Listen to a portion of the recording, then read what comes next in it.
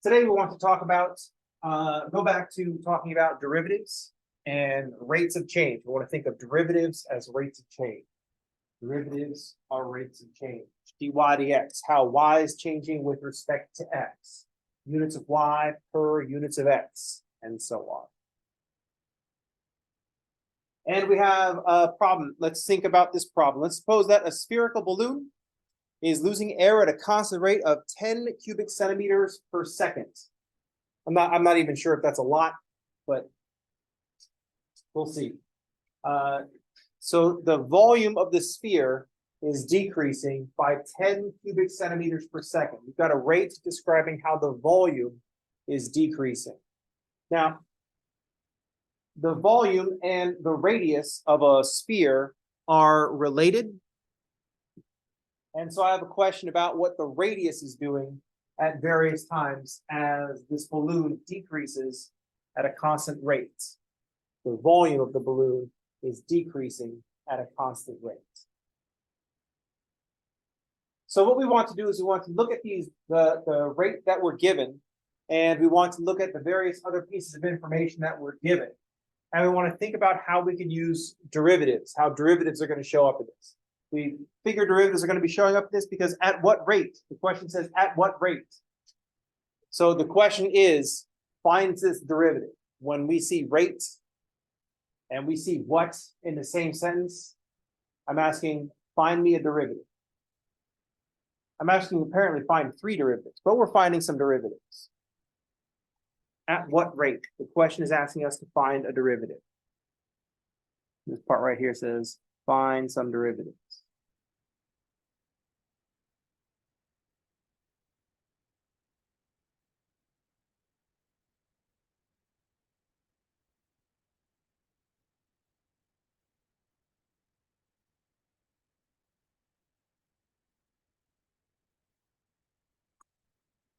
That's what the question is about. Let's see what derivatives we have. We're told that a spherical balloon is losing air at a constant rate of 10 cubic centimeters per second. 10 cubic centimeters per second. Here is a rate of change of volume with respect to time.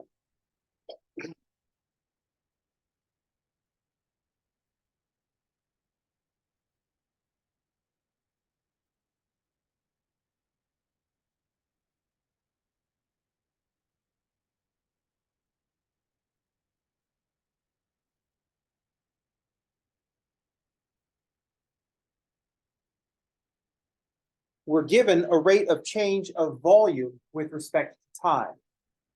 I look at the units, and that tells me we have some kind of rate. Cubic centimeters, that's a volume. Per second, that's a time. That is a rate of change of volume with respect to time. Just looking at what we're given, knowing what we know about derivatives. So we're looking for some kind of derivative. It says, at what rate is the radius decreasing? When the radius is, then there's different values of the radius. We're looking for some derivatives. We're looking for how the radius is changing with respect to time.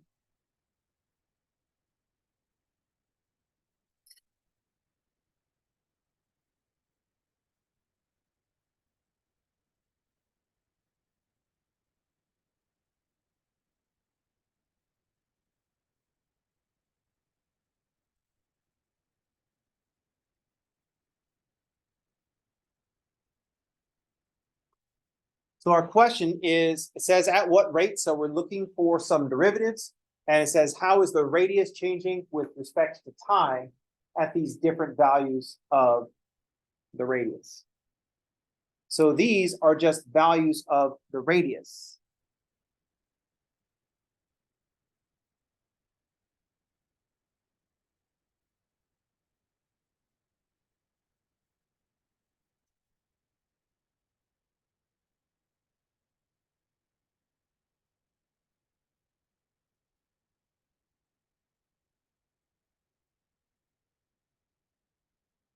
So here's just like an r equals 16 centimeters, not a rate of change. R equals 8 centimeters, not a rate of change, that's a distance, and 4 centimeters. Not a rate of change, just a radius. So we're looking for something that's going to be the rate of change of radius with respect to time. Centimeters per second.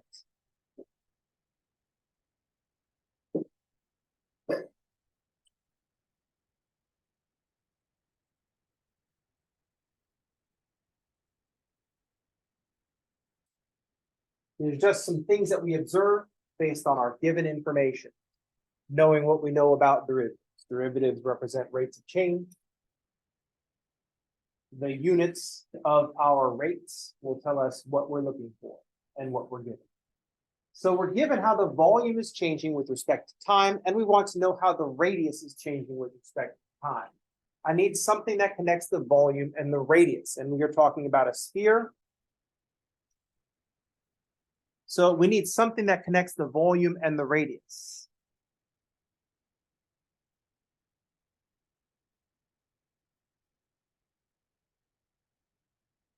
So volume of a sphere is 4/3 pi r cubed. Here's how we calculate the volume of a sphere based on its radius. Note that time is not involved in this. This is just the size, the volume of a sphere given the radius of the sphere.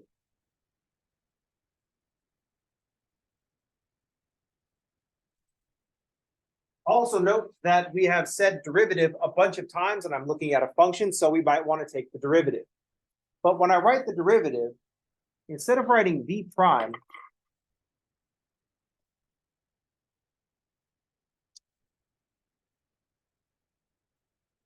so the derivative is going to be 4/3 pi times 2r, or 8/3 pi r. I put squared. How did I spell 3 wrong? I have to edit this out.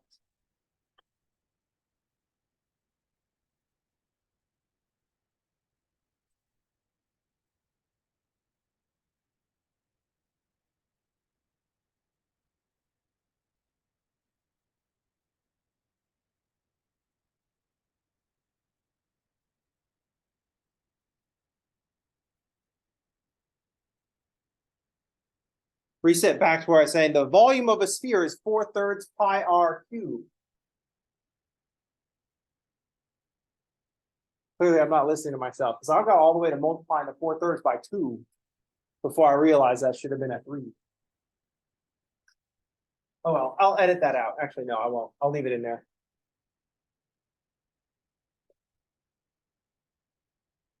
Don't try to sanitize your online profile. If you fucked up, just admit it. So the volume of a sphere is 4/3 pi times the radius cubed. We want to find a derivative because we've been talking about rates of change and so forth. But when I write the derivative, if I take the derivative, see now it's going to work out. 4/3 times 3 is going to be 4 pi r squared. That's where I was getting the 2 from. This is not the rate of change of the volume with respect to time. This is the rate of change of volume with respect to the radius. This is how the volume changes when the radius increases by 1. In other words, this is the rate of change of the volume with respect to the radius. That's the change in volume with respect to the radius.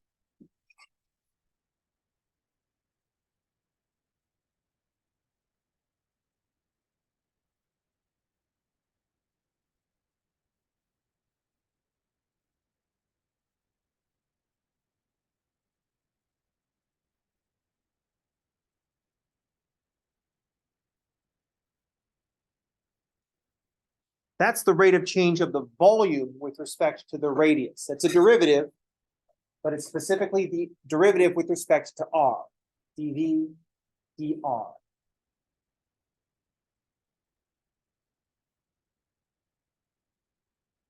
But the volume that we're given, 10 cubic centimeters per second, is how the volume is changing with respect to time. So if I was going to give this a name, I would say that the rate of change of volume with respect to time is 10 cubic centimeters per second. That given 10 is dV dt. And the rate that we're looking for is the rate of change of radius with respect to time. I want to see what's happening to the radius when the volume is decreasing at a constant rate. So we're looking for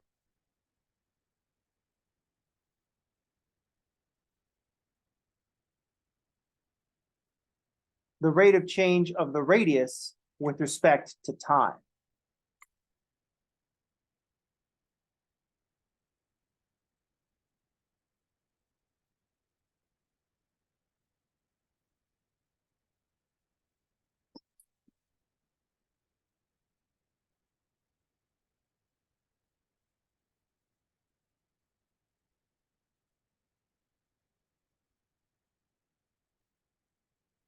So we've got three different rates going on here: dV dr, dV dt, and dr dt.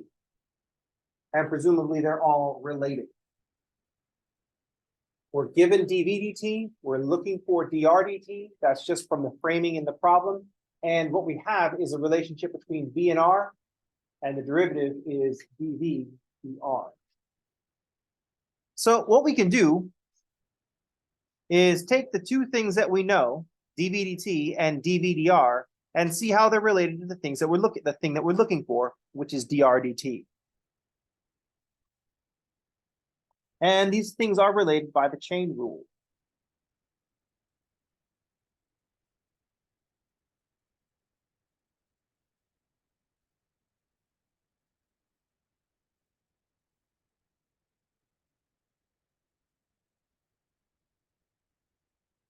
If I write down dV dr,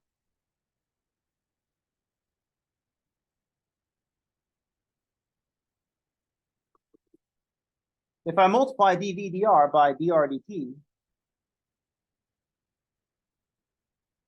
using the Leibniz notation version of the chain rule, we can see the drs cancel out, and we're left with dV dt.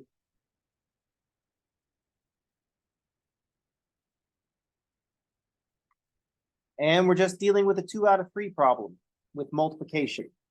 dV dt is dV dr times dr dt. If I have two of those things, I can solve for the third one.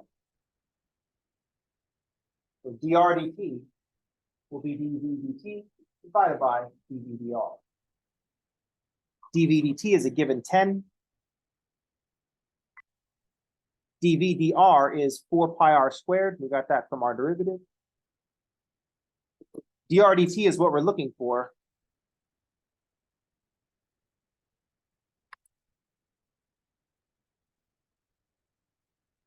And so now we can solve. dr dt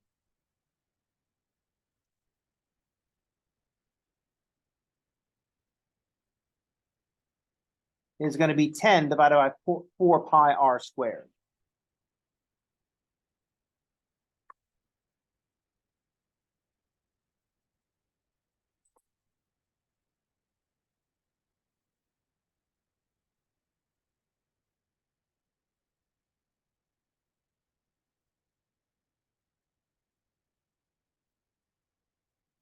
What we're looking for is the rate of change of the radius, how the radius is changing with respect to time at different values of the radius.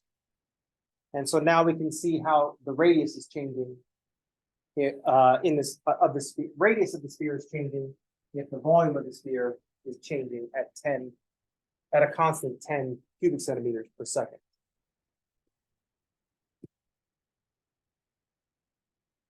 I asked for 3 different values of r, so we can just plug in the 16, then plug in the 8, and plug in the 4. The more important thing to notice here is that the rate at which the radius is changing is inversely proportional to the square of the radius. So let's calculate. So if I want dr dt at r equals 16,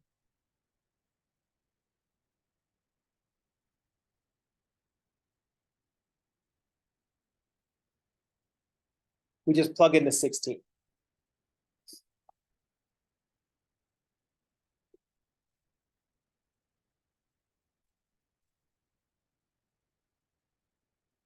Like when I wrote this problem, I wrote down 10. It's like, oh no, dude, make it a bigger power of 2. I'm like, oh, nah, it'll be fine. It wasn't fine.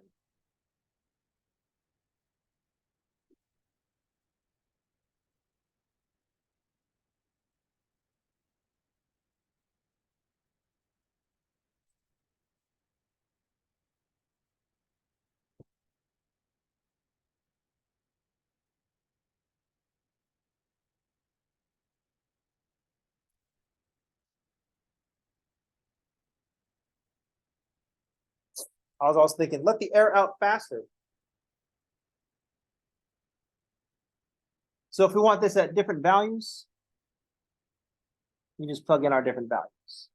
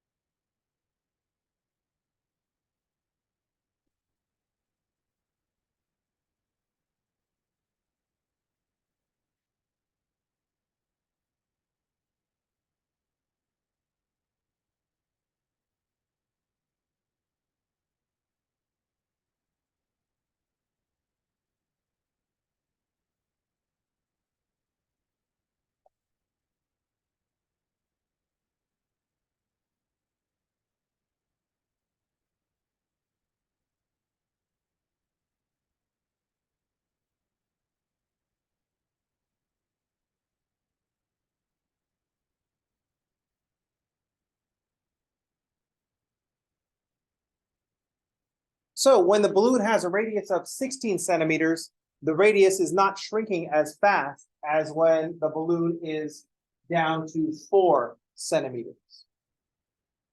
This is because the 10-centimeter balloon, the radius is more, a small change in the radius gives us a lot more volume. Notice that when the radius gets cut in half, because the radius and the rate of change of the radius with respect to time is inversely proportional to the square, are inversely proportional to the square of the radius. When the radius gets cut in half, the rate of change of the radius gets multiplied by 4. We started with a rate of change of the radius of a drdt of 0.003. That got multiplied by 4 to 0.012, which got multiplied by 4 again, 0.049 with the rounding. So we can see how the rate and the radius are changing. This tells us that when as the radius shrinks, the radius is going to be shrinking faster. Or a fixed decrease in volume. Any question?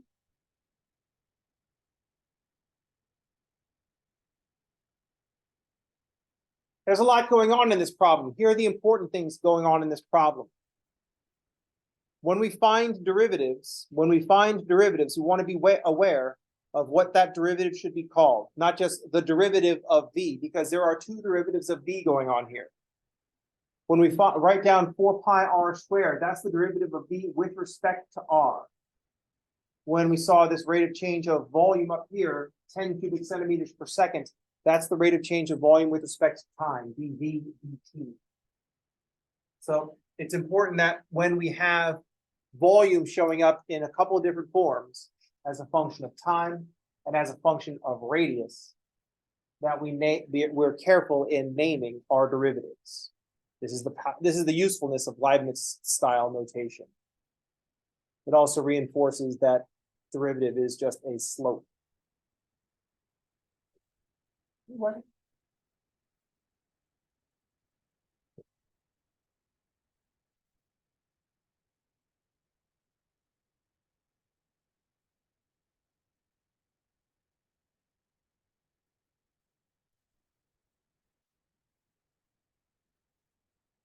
This style of problem is referred to as a related rates problem because there are multiple rates and they are related. Clever name for this kind of problem.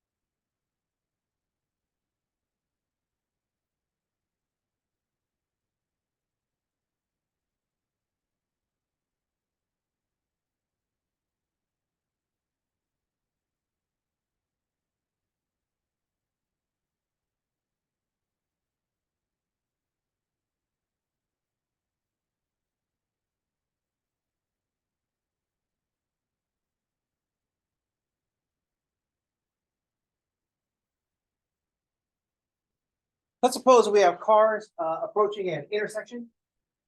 One car is approaching the intersection from the west. Another car is driving away from the intersection to the north.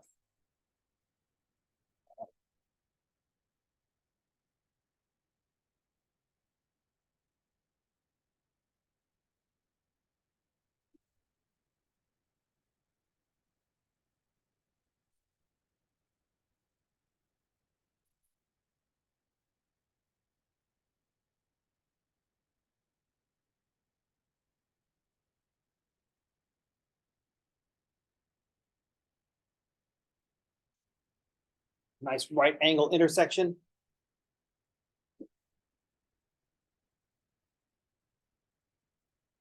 I suppose I could make this problem safer by putting a traffic circle there, but let's just leave it as an intersection. I want the problems to be mildly dangerous.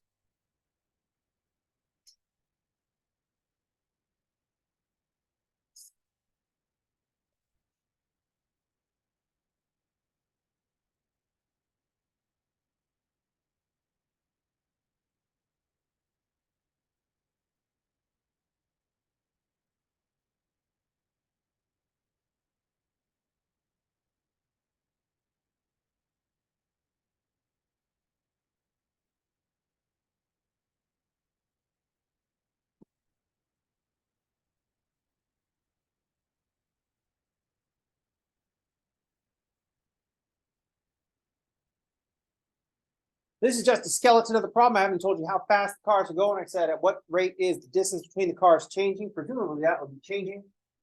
So I haven't set up the conditions under which that is happening. I just want to name some parts in this style of problem.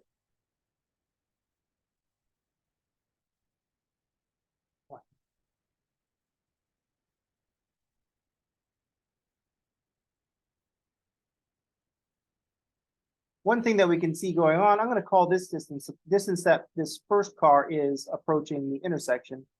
Let's call that distance X. And the distance of the second car that's driving away from the intersection, let's call that distance Y.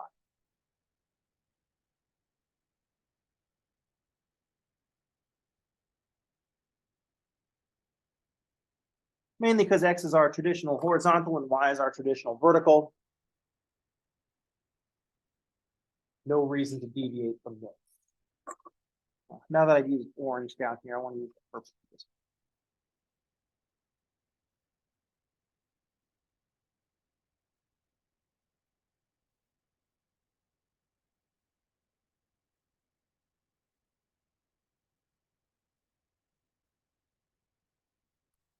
Based on what we had in the previous problem, I'm going to have some rates that are all related to each other.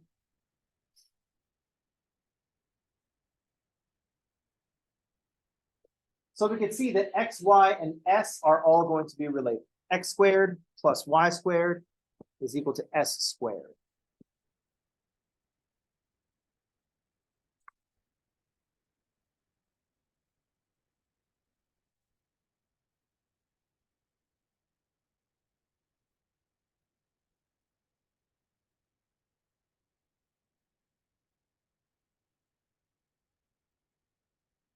Now, we haven't stated how fast these cars are going. Car A is approaching the intersection.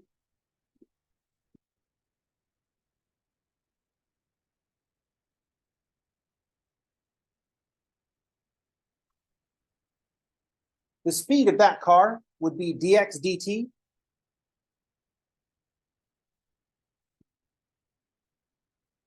And we can say the speed that B drives away from the intersection is dy dt.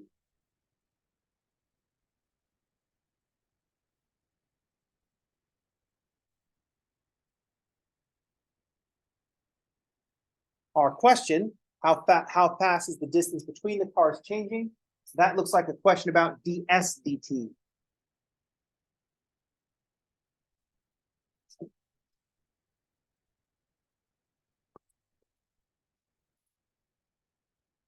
So X, Y, and S are all related.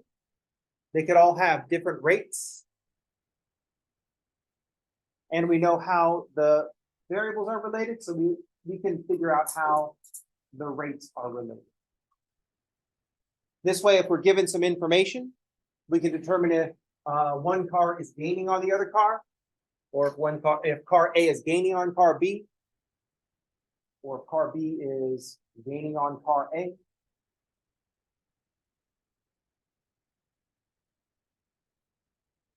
Some things that we want to notice, since A is driving towards the intersection, the value of X is decreasing. So we want to note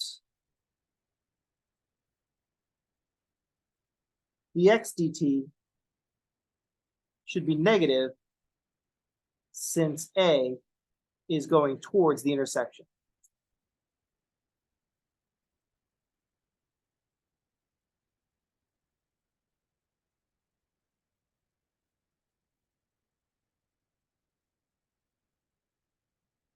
X is decreasing. As time goes on, X is decreasing because we've stated the car A is driving towards the intersection. Since car B is driving away from the intersection,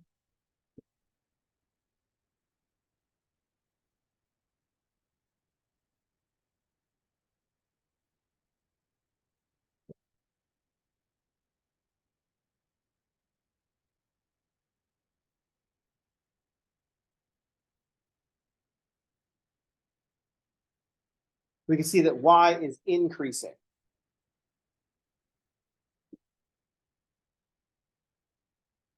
So we have an idea about how things are related. Car A is headed towards, car B is headed away. Depending on their speeds, the distance between the cars is changing. Either A is gaining on B and the distance is decreasing, or B is gaining on A and the distance is increasing for various values of X and Y. So our rates are rates with respect to time. We're looking for something with respect to time. So in our relationship, we're going to take the derivative with respect to time, and we're going to have to use the chain rule.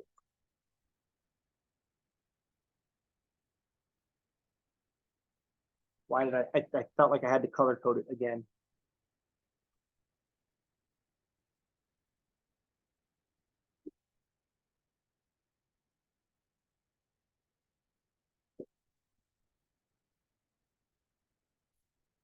Sometimes I wonder if I shouldn't just do all my notes in black and white.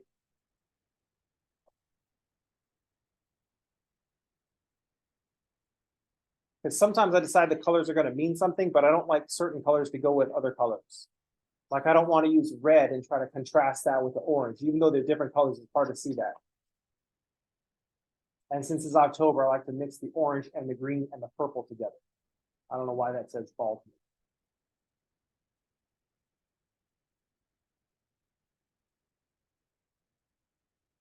I've had students in the past try to color match the notes.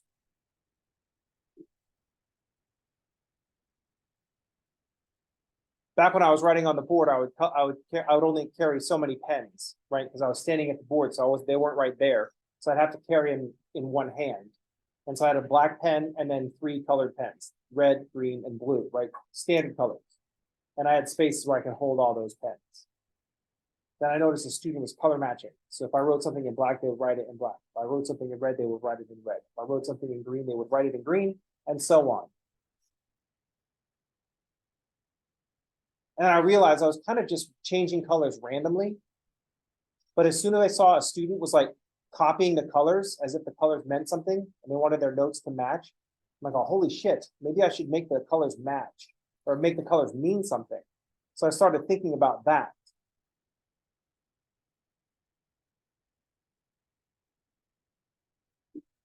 Then I had to work really hard to try to make the colors mean something and make sure I was contrasting and not just switching colors when I got bored. Then I got kind of annoyed. I'm like, well, that's annoying. So the next day I came in with alternate colors. I came with an orange pen and a brown pen and a purple pen. And I pulled them out and held them up. And the student saw what I was doing. He saw that I was trying to mess with him. And he's like, oh, and he just held up the red pen. It's like, oh, this is orange. the green pen, this is brown, I look at the blue pen, and this is purple. Michael, holy shit, that's exactly the association I would have made. I would have transferred the orange to the red, I would have associated those two, the green and the brown, and the purple and the blue. Michael, wow, that's exactly what I would have done. Well played, minus 10 points. I didn't tell him that part. So the next day I came in with like all of the colors. I put the red, the green, and the blue, and then I grabbed the orange and the brown and the purple. I held them all up. Motherfucker went out and got an orange pen and a purple pen. I'm like, oh, son of a bitch. I'm like, what about the brown pen? And he held up a pencil. And at that point, I just canceled class. I'm like, well, fuck it, I'm out of here. I clearly lost my step. Anyway. They were there. We're going to take the derivative with respect to time. Now, the function is written in terms of x, in terms of y, in terms of s. There's no t running around here. That's got to be installed via the chain rule. When we take the derivative of x squared, we say 2x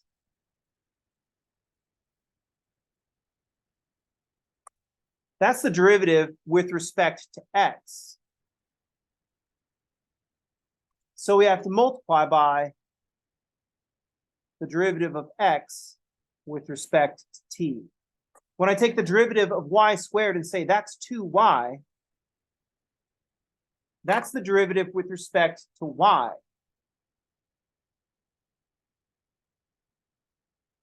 So I have to multiply by dy dt. And then over on the other side, when I take the derivative of s squared and write 2s, that's the derivative with respect to s.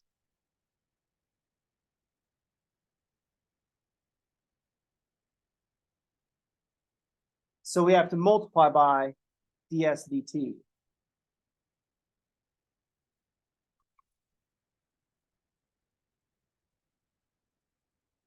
So this highlights what we need to know about this particular problem. I need to know the relative positions of these cars. I need an X, a Y, and an S. If I have any two of those, I can figure out the third one. So I need something about the relative positions of the cars, and I also need to know how fast the cars are traveling, dx dt and dy dt.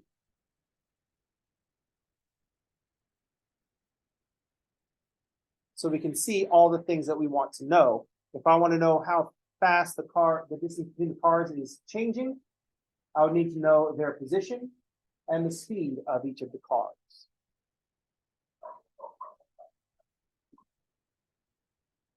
Any questions? So a complete version of this problem would include the relative positions of the cars,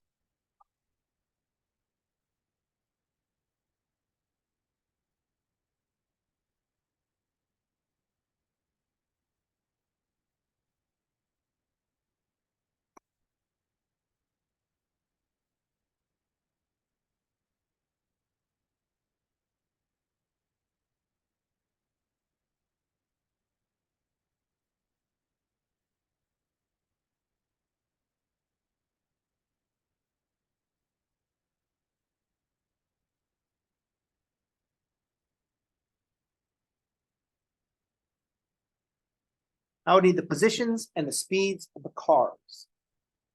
So there's 6 things in the equation, X, Y, and S.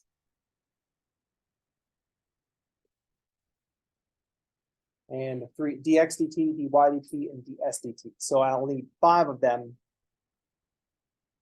Figure out the 6. We should note that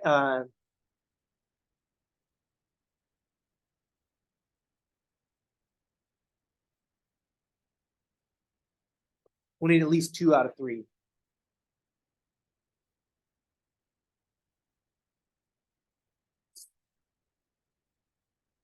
Any questions?